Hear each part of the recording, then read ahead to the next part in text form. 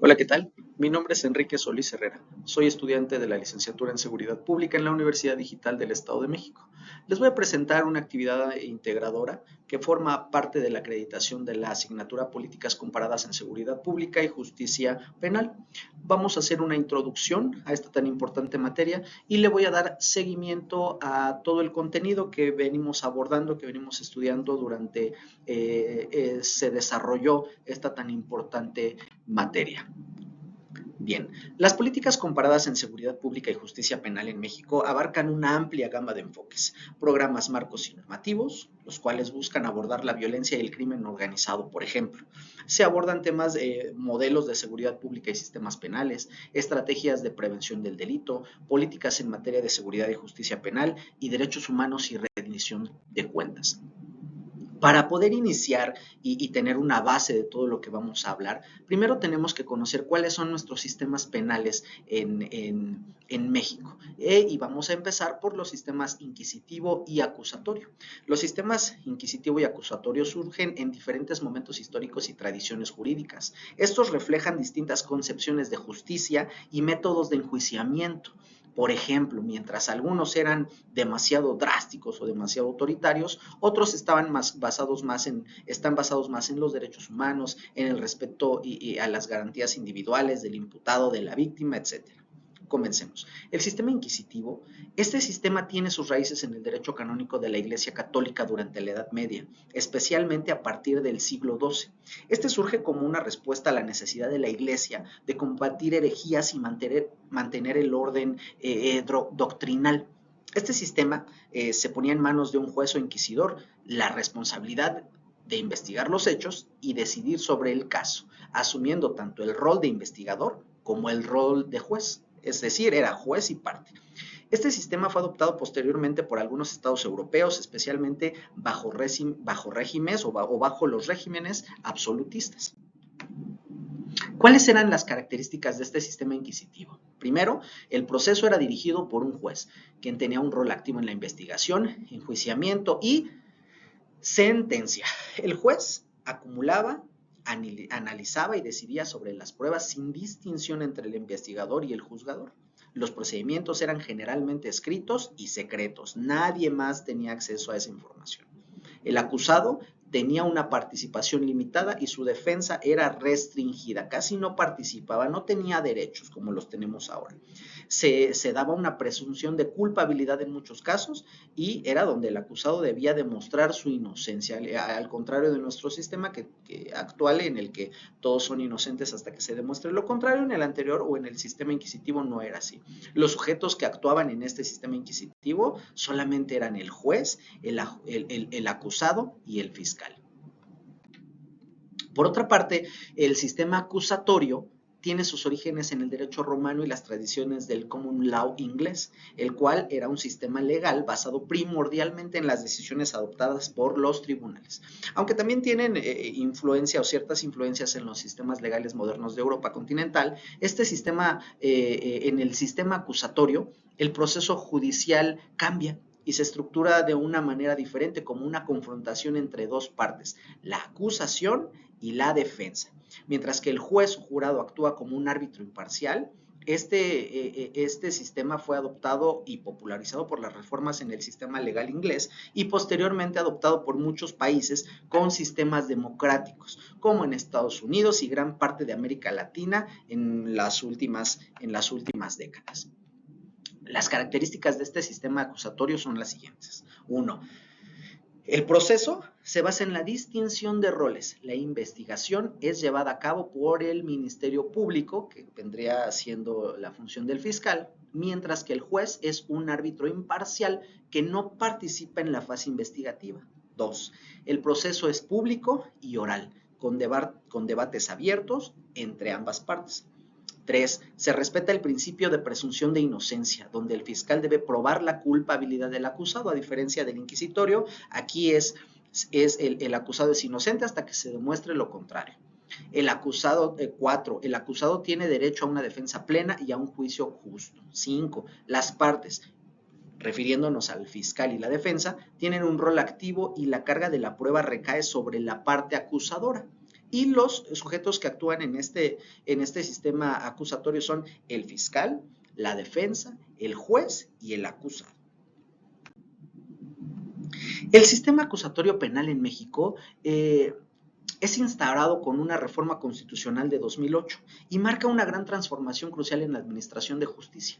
Antes de la reforma, prevalecía el sistema inquisitivo, en donde los procesos judiciales eran mayormente escritos, opacos y sin plena garantía de derechos para los acusados. En contraste, el nuevo sistema acusatorio introduce varias características que fortalecen el acceso a la justicia, los derechos humanos y la transparencia. Por ejemplo, este sistema acusatorio penal en México se caracteriza por lo siguiente.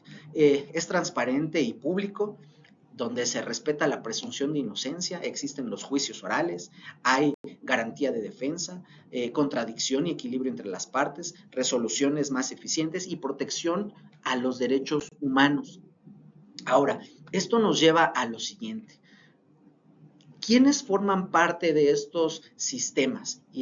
Pues obviamente los servidores públicos, y como servidores públicos tienen una gran responsabilidad.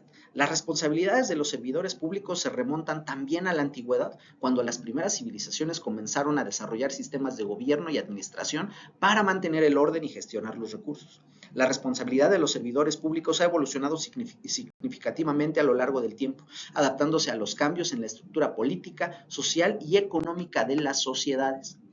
Las responsabilidades de los servidores públicos se dividen en los ámbitos penal, civil, administrativo y político o constitucional, cada uno con sus propias implicaciones legales y consecuencias, como a continuación se las voy a explicar y se las voy a describir. Número 1. Responsabilidad penal. Esta se refiere a la obligación de un servidor público de responder ante la justicia penal cuando comete un delito. Y como tal, si no se cumple con esa responsabilidad, pues nos conlleva a ciertas consecuencias, las cuales pueden incluir penas de prisión, multas, inhabilitación para ejercer cargos públicos y otras sanciones penales. Por ejemplo, la corrupción, el cohecho, el peculado, el abuso de confianza, entre otros. La responsabilidad civil. Esta implica la obligación de reparar el daño causado a terceros como consecuencia de actos u omisiones realizadas en el ejercicio de sus funciones, lo cual también tiene consecuencias, las cuales pueden incluir indemnizaciones económicas a las víctimas, como por ejemplo daños a la propiedad privada por negligencia, violación de derechos civiles, etc. Responsabilidad administrativa, que ésta se refiere al incumplimiento de deberes y obligaciones dentro del ámbito administrativo, violando normas internas o legales que regulan su función. La responsabilidad política o constitucional abarca la responsabilidad que tienen todos los servidores públicos de alto nivel, como ministros, presidentes y otros funcionarios electos, y pueden ser por actos o omisiones que puedan considerarse como violaciones graves a la Constitución o al orden legal. Todo esto tiene un fundamento legal, y este se encuentra en la Ley Federal de Responsabilidades Administrativas de los Servidores Públicos. En México, esta es un marco legal que establece las obligaciones, sanciones y mecanismos de control para garantizar que los servidores públicos actúen con integridad, eficiencia y transparencia en el desempeño de sus funciones. Esta ley regula aspectos como el manejo de recursos públicos, la transparencia en la gestión pública y los conflictos de intereses. Todo el actuar o el desempeño de los servidores públicos se tienen que regir o se rigen por ciertos principios, y los principios que rigen la función pública según esta ley son los siguientes. Legalidad. Todos los servidores públicos deben actuar conforme a la ley, cumpliendo estrictamente con las disposiciones legales aplicables. Honradez. Deben manejarse los recursos públicos con honestidad, evitando cualquier forma de corrupción o malversación. Lealtad. Tienen que ser leales al Estado y a las instituciones que representan, priorizando el interés público sobre el personal. Imparcialidad. Deben actuar sin favorecer indebidamente a alguna persona o grupo, tomando decisiones de manera objetiva, siempre viendo por el bien de la patria por encima del personal, como se los había dicho en el punto anterior. Eficiencia. Se espera que los servidores públicos desempeñen sus funciones con eficacia, utilizando los recursos públicos de la manera más óptima posible y cumpliendo con sus responsabilidades de manera oportuna. Transparencia. Están obligados a rendir cuentas y actuar de manera clara y abierta, facilitando la información pública y garantizando la rendición de cuentas. Y objetividad. Las decisiones deben basarse en criterios objetivos, sin influencias indebidas o con fines particulares. Ahora bien, los sujetos que interactúan en el sistema penal mexicano. El sistema penal mexicano, como ya lo habíamos visto en puntos anteriores, es el conjunto de normas, instituciones y procedimientos encargados de regular la respuesta del Estado ante los delitos cometidos en su territorio. Su propósito principal es garantizar la justicia penal, la reparación del daño y la reintegración social de los infractores. Se rige principalmente por el Código Penal Federal y el Código Nacional de Procedimientos Penales, las cuales son las leyes base para el enjuiciamiento de dichos delitos. Este sistema está dividido primero que nada en dos partes. Antes de hablar de los sujetos, vamos a analizar cómo es que se divide. Se divide en dos etapas fundamentales. Primero, la etapa de investigación. Esta etapa involucra a las fiscalías o ministerios públicos que junto con la policía investigan los delitos si encuentran elementos suficientes que puedan formalmente acusar a alguna persona ante un juez. Y la etapa judicial. Aquí es donde interviene el Poder Judicial, que incluye jueces, tribunales encargados de decidir sobre la culpabilidad o inocencia de la persona acusada, y se sigue un proceso que se basa en principios como la presunción de inocencia, el debido proceso y publicidad de las audiencias. Ahora bien, ¿cuáles son los sujetos que interactúan en nuestro sistema penal? 1. La víctima u ofendido. Esta es la persona que sufre o es lesionada por otra que actúa movida por una gran variedad de motivos, circunstancias, es decir, la persona que sale afectada, en pocas palabras. Y de esta se desprenden tres tipos de víctimas, las cuales son víctimas directas, que son aquellas personas físicas que hayan sufrido algún daño o menoscabo económico, físico, mental o emocional. Víctimas indirectas, las cuales son los familiares o aquellas personas físicas a cargo de la víctima directa que tengan una relación inmediata con ella. Y las víctimas potenciales, las cuales son aquellas personas cuya integridad física o derechos peligren por prestar asistencia a la víctima, ya sea por impedir o detener la violación de derechos o la comisión de algún delito. El Ministerio Público. El Ministerio Público es un organismo público que se encarga de investigar delitos, proteger a las víctimas y testigos y representar a la sociedad ante los tribunales, y actúa en conjunto con la policía. La policía es el cuerpo encargado de velar por el mantenimiento del orden público y la seguridad de los ciudadanos, a las órdenes siempre de las autoridades políticas. El tribunal. El tribunal se apoya también del Ministerio Público, el cual va a actuar en la investigación previa y es denominado el funcionario. Y el juez penal, que es el cual actúa y interactúa durante se lleva a cabo el proceso. El juez de control, el cual es el encargado de resolver solicitudes del Ministerio Público, resuelve sobre impugnaciones en contra de, resuelve en proceso abreviado, califica la detención que realice dicha autoridad y sustanciar la etapa intermedia a partir de dirigir. Y el imputado, el cual tiene ciertos derechos que antes no se debían. Por ejemplo, ahora es necesaria la presunción de inocencia, tener acceso a la investigación antes de aclarar ante cualquier autoridad policíaca, del Ministerio Público o del juzgador, derecho a conocer el motivo de su detención y a ser juzgado en audiencia pública por juez y por tribunal, derecho a declarar o guardar silencio, derecho a que se reciban pruebas y recibir el apoyo del Estado para recabarlas. Es muy importante que toda persona que tiene participación dentro de un proceso, ya sea de carácter principal, eventual, accesorio, que según las diversas clasificaciones pueden identificarse. Ahora bien, políticas legislativas en materia de seguridad pública y justicia penal. Las políticas legislativas en materia de seguridad pública y justicia penal son como ya lo hemos visto también anteriormente, son el conjunto de normas, leyes y directrices que un Estado adopta para garantizar la seguridad ciudadana, prevenir el delito, sancionar a quienes lo cometen y garantizar un proceso judicial justo. Estas políticas suelen abarcar las siguientes áreas. Prevención del delito.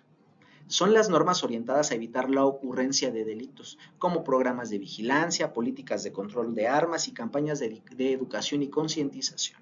Mantenimiento del orden público.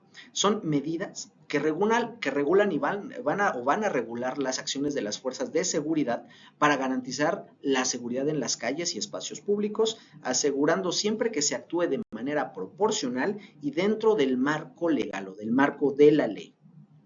Investigación y persecución del delito. Normativas que regulan cómo debe proceder las autoridades al investigar crímenes, incluyendo la recolección de pruebas, la detención de sospechosos y los derechos de los acusados. Justicia penal, la cual pues es un conjunto de leyes que establecen los procedimientos judiciales para juzgar a una persona acusada de un delito, así como las penas y sanciones que pueden imponerse. Sistema penitenciario. Estas políticas son relacionadas con el tratamiento de los reclusos y su reintegración a la sociedad tras cumplir condenas, así como los derechos humanos dentro de las cárceles. Derechos de las víctimas. Son legislaciones que protegen y apoyan a las víctimas del delito, asegurando su participación en el proceso judicial y proporcionando mecanismos de reparación o compensación. Como pueden ver, esta asignatura es una de las más importantes dentro de nuestra preparación como profesionales de la seguridad pública. Para concluir, agregaré lo siguiente. La seguridad pública y la justicia penal están profundamente interrelacionadas y dependen en gran medida de la labor de los profesionales de la seguridad pública para funcionar de manera efectiva. Cada uno de estos conceptos previamente vistos se complementan para garantizar el orden social, la protección de los ciudadanos y, por supuesto, el cumplimiento de las leyes. Nosotros, como profesionales de la seguridad pública, somos el vínculo esencial entre la seguridad y la justicia, ya que somos y vamos a ser casi siempre el primer contacto en la cadena de respuesta ante un delito, y nuestro trabajo afectará directamente la efectividad del sistema de justicia penal. La seguridad pública y la justicia penal no pueden operar de manera independiente, ya que se necesitan mutuamente para garantizar un ambiente seguro y justo. Los profesionales de la seguridad pública somos actores que unen ambos sistemas, asegurando que las leyes se cumplan y que los ciudadanos estén protegidos. Ese va a ser uno de nuestros papeles y es esencial no solo para la prevención del delito, sino también en la correcta administración de justicia. Por mi parte es todo. Agradezco su atención. Nos vemos la próxima.